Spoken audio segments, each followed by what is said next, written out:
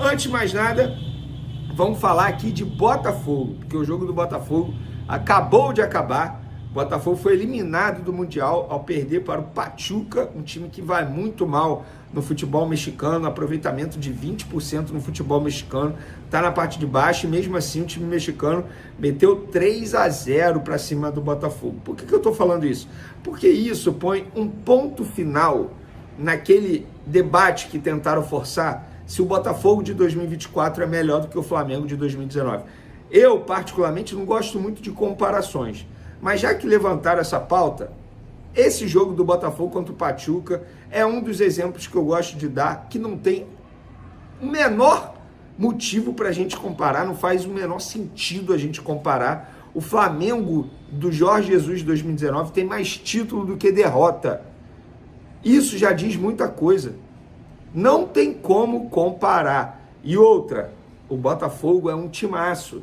Jogou o melhor futebol das equipes aqui no futebol brasileiro, tanto é que foi campeão brasileiro. Jogou um baita futebol na Libertadores, tanto que foi campeão da Libertadores. Mas futebol, o Flamengo de 2019 jogou muita bola. Gente, o Flamengo de 2019, a gente só vai ter noção daqui a muitos anos. Mas quem viu o Flamengo de 2019 tem que agradecer a Deus, porque aquilo era uma obra-prima, era arte. Você assistir o Flamengo de 2019 com o Jorge Jesus, era arte. Não tem comparação. E repito, fica o meu máximo respeito ao Botafogo, que fez uma grande temporada, mas não tem como comparar os dois times. Vamos falar agora de Flamengo mesmo, porque o jornalista Renato Maurício Prado, do UOL, noticiou nessa quarta-feira que o BAP, o novo presidente do Flamengo, repito, é uma notícia do Renato Maurício Prado, que o BAP, novo presidente do Flamengo, vai demitir Márcio Tanuri, atual chefe do departamento médico do Flamengo, está nessa função já há muito tempo, trabalha no Flamengo há 22 anos, e segundo o Renato Maurício Prado, o Tanuri está de saída. E aí, logo depois, o Sormani, jornalista que eu respeito muito, inclusive, lá da Placar, noticiou que o Flamengo está tentando contratar Sandra Rossi, que é hoje chefe do departamento médico do River Plate. Olha, eu vou ser sincero, eu não tenho confirmação de nenhuma dessas informações publicadas por Renato Maurício Prado e por Sormani. Não tenho essa informação, mas fica aí essa notícia para vocês, e eu estou trazendo aqui porque são dois jornalistas que eu respeito bastante. Eu não tenho essa confirmação, também não tenho ninguém dizendo que não procede, enfim. Claro que quando tem mudança de gestão, é óbvio que muita coisa pode mudar, pode ter reformulação em muito lugar, mas o Tanuri está nessa aí há muito tempo, a ver se procede. Outra informação que saiu lá em Portugal é que, dando conta, vocês lembram, né, que o Rodolfo Landim, a gestão dele tinha a pretensão de comprar parte do clube português Leixões, que hoje está na segunda divisão de Portugal, um assunto que estava dando o que falar, inclusive nos bastidores da política do Flamengo, todo mundo se questionando por que o Landim e os seus pares estavam correndo tanto atrás de adquirir um percentual de um clube português da segunda divisão, sendo que estava na reta final de mandato, e eles nem sabiam se iam continuar ou não. E aí, depois da live do BAP aqui no canal Vene Casagrande, o presidente do Leixões entrou em contato com Gustavo Oliveira, Rodolfo Landim, pessoas que estavam à frente do projeto, e falou: vamos parar por aqui, porque a gente está vendo aí que os candidatos da oposição não são muito a favor, a gente prefere esperar a eleição, se vocês ganharem a gente dá continuidade, e se vocês não ganharem a gente vê o que vai acontecer. O BAP não é muito a favor, sempre falou isso, e falou isso aqui no canal Vene Casagrande, tanto é que repercutiu lá no Leixões, e hoje um jornalista português noticiou que o Flamengo já havia feito muitos investimentos, comprado muitas coisas lá no Leixões, e aí eu entrei em contato com o Leixões para saber se é verdade, e me garantiram, tá, que não procede. Inclusive vou ler exatamente o que a pessoa do Leixões me disse. O acordo que nós tínhamos, o Flamengo não iria colocar R$1, dava o nome e nós com isso faríamos uma gestão profissional para colocar o Leixões na luta pela Eurocopa, só com o nome e os parceiros que iriam conosco por ser o Flamengo.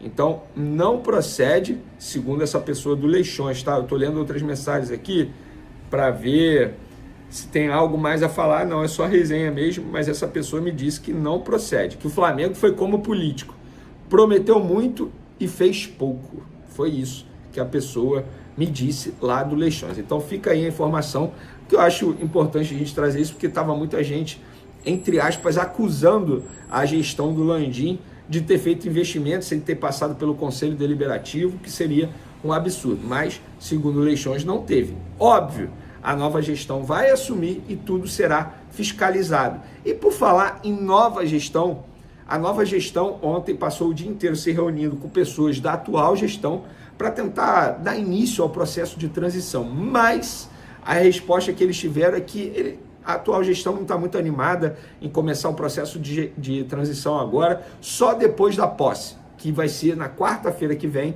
no dia 18. Muita gente vai falar assim, pô, uma semaninha dá para esperar, mas em uma semana você consegue adiantar muita coisa, consegue fazer muita coisa.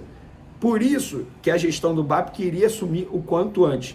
Vender, mas não é obrigado? Não, não é obrigado, não existe lei, não existe nada que faça com que obrigue eles iniciarem a transição, seria muito mais um bom senso. Quem perde nessa história é o próprio Flamengo, não é o Landim que perde, não é o BAP que perde, é o Flamengo que perde. Eles vão ter que esperar aí uma semana depois da posse para poder dar início a esse processo de transição. Mas o BAP se reuniu com o Braz. Gente, isso não tem nada a ver, isso não é o processo de transição.